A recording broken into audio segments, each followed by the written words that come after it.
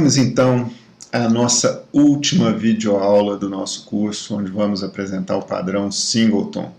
Parabéns se você chegou até aqui, viu todos os vídeos até então, né? Vamos fechar com o padrão Singleton. O padrão Singleton é um padrão bastante interessante porque em orientação a objetos nós sempre somos ensinados, né, de certa forma, a evitar aquela programação procedimental com variáveis globais. Mas variáveis globais, algumas variáveis globais, elas são importantes. Em qualquer sistema você vai ter que lidar com variáveis globais. O padrão Singleton, então, é um padrão que nos ajuda a organizar, né, de uma maneira sistemática a criação de determinadas variáveis globais. Bom, então a ideia do padrão Singleton, né, é criar uma classe, ela vai ser uma classe Singleton. Em geral, elas aparecem em sistemas com esse sufixo Singleton aí, né? E o que tem dentro dela?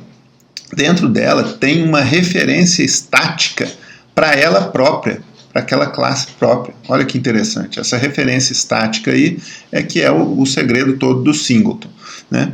E veja que tem uma outra questão bastante importante. O construtor da classe Singleton é privado. Em outras palavras, ninguém pode construir objetos Singleton a não ser essa classe. Bom, aí você pode pensar, bom, se só eu posso construir o objeto privado e nenhum cliente pode construir nenhum objeto privado com a classe Singleton, como que esses objetos privados vão ser construídos?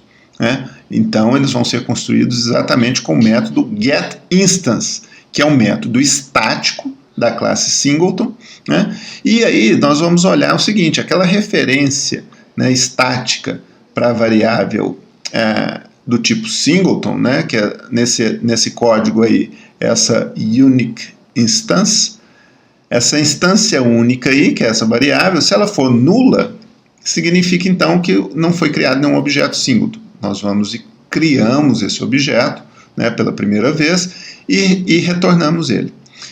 De uma segunda vez que você chamar esse método getInstance, esse objeto já foi criado.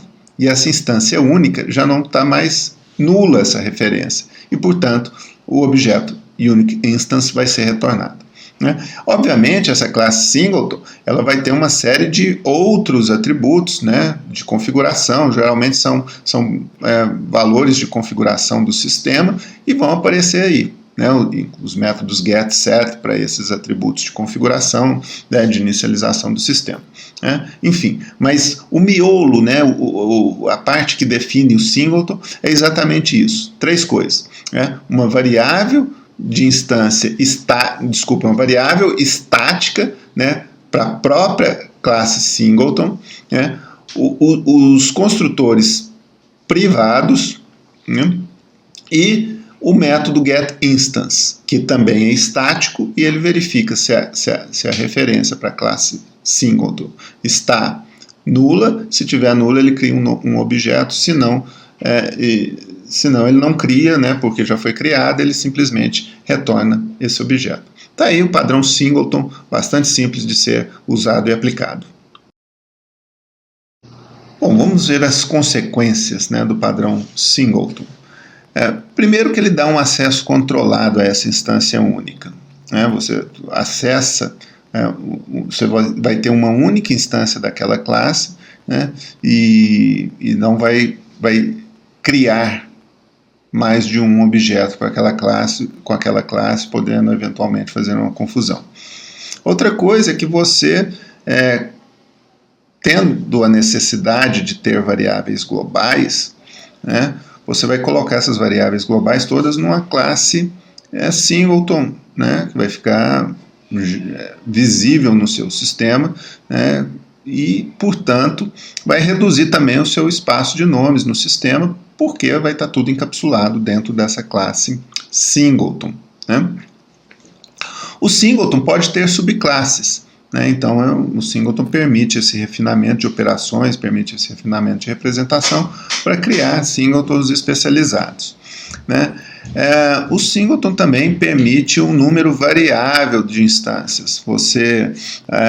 No nosso exemplo, nós criamos ou não tinha nenhuma variável de instância, não tinha, ou era um só, mas pode ter mais de uma. Eu posso permitir mais de uma instância do singleton. Posso, sei lá, se eu precisar de 3 objetos do tipo singleton, né, não é bem singleton mais, mas enfim, se eu puder criar no máximo 3 objetos daquela classe ali, eu posso fazer o controle da criação desses 3 objetos, ou seja, o singleton ele controla a criação dos objetos, né?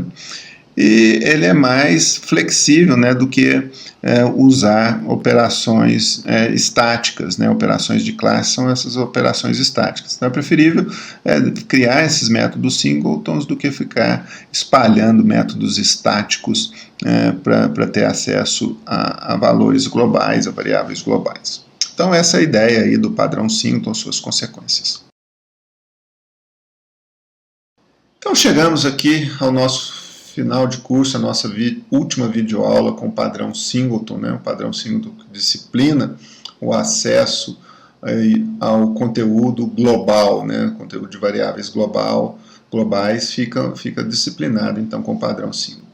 Bom, terminamos aqui o nosso conteúdo de programação orientada a objetos 2. Espero que tenha sido produtivo, espero que vocês tenham aproveitado bastante as videoaulas aí, né? Deixe seu feedback. E até um outro curso remoto aí que eventualmente a gente possa oferecer. Obrigado pela atenção de todos e até mais. Fiquem com a musiquinha final aí.